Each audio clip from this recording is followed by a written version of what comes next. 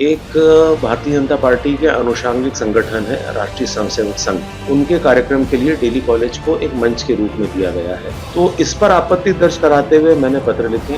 एक राष्ट्रीय स्वयंसेवक संघ को भी लिखा है, उनसे विनम्र निवेदन करते हुए कि इस तरीके से आप शैक्षणिक संस्था में कोई अपना कार्यक्रम ना करें। आज एक पार्टी सत्ता में है, कल दूसरी पार्टी होगी, दूसरी पार्टी भी यही कार्यक्रम करेगी, तो ऐसी स्थिति न निर्मित हो जाए। पुरानी हमारे डेली कॉलेज में कहावत है Nitin, you can take a child out of daily college, but you can't take daily college out of a child। तो हमारे दिलों में आज भी डेली कॉलेज मन मस्तिष्क में बसता है और हमें दुख होता है जब ऐसी चीजें होती हैं। डेली कॉलेज में संघ के संभावित आयोजन पर बागड़िया के तेवर तीखे, आरएसएस को लिखा पत्र। स्कूल की बढ़ाई 9 छुट्टियों पर जताई चिंता। डेली कॉलेज के आरएसएस के संभावित कार्यक्रम पर ओल्ड डेलियंस अजय बागड़िया ने जताई आपत्ति। डेली कॉलेज ने 28 अक्टूबर से 12 नवंबर तक छुट्टियां घोषित कर दी हैं। छुट्टियों का कारण आरएसएस का कार्यक्रम बताया जा रहा है, जिसके लिए सामान्य दीपावली अवकाश को बढ़ाया है, जिससे 9 कार्य दिवस प्रभावित होंगे। 1986 बैच के पूर्व छात्र सीनियर एडवोकेट अजय बागड़िया ने प्रिंसिपल को 2 पत्र और 1 पत्र आरएसएस को लिखकर विरोध दर्ज कराया है। उन्होंने कहा कि स्कूल को राजनीतिक मंच बनाना संस्था की प्रतिष्ठा से समझौता है। पढ़ाई और कोर्स पूरा करने में छात्रों को दिक्कत आएगी। सीनियर एडवोकेट अजय बागड़िया ने कहा, हमारी मांग नहीं मानी तो हम प्रतिनिधिमंडल लेकर बोर्ड के सामने जाएंगे, अपनी बात रखेंगे।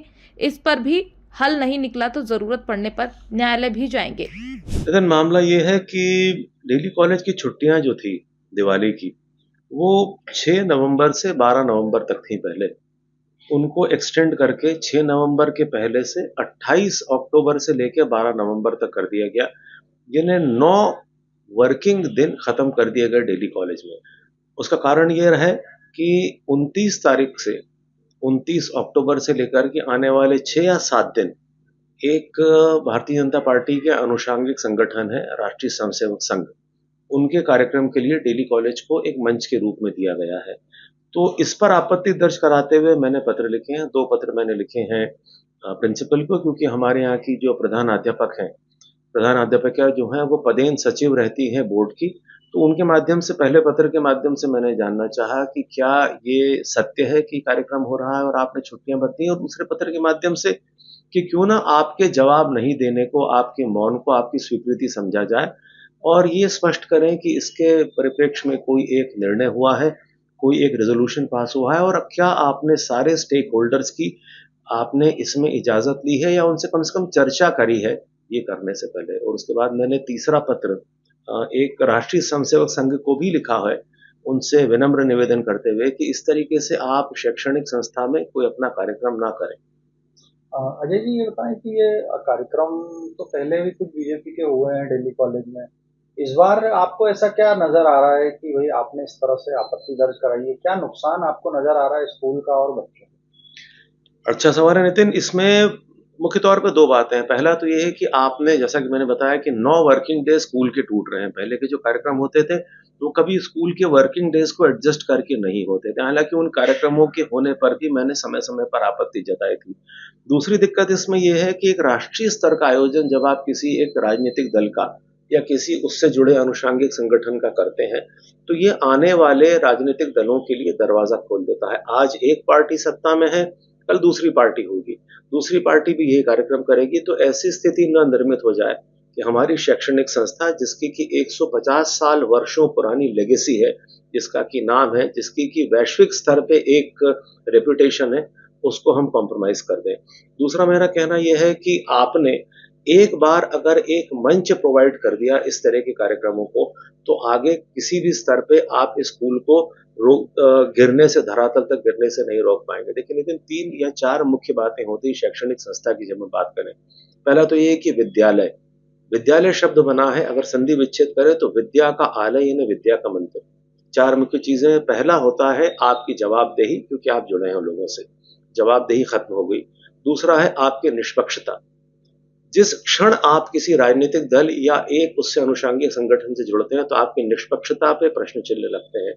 तीसरा होता है आपकी दूसरे लोगों के सामने इमेज या रेपुटेशन, जिसको आप कहते हैं, आपका नाम, आपका मान, आपकी सम्मान, आपकी प्रतिष्ठा। तो ये तीनों चीजें अगर आप कॉम्प्रोमाइज कर देते हैं, तो ये कहीं ना कहीं सबको दिक्कत देती है। थोड़ा-सा आगे बढ़ें तो 4 मुख्य तौर पे मैं मानता हूँ किसी भी स्कूल के हमारे स्कूल के स्टेक होल्डर्स हैं।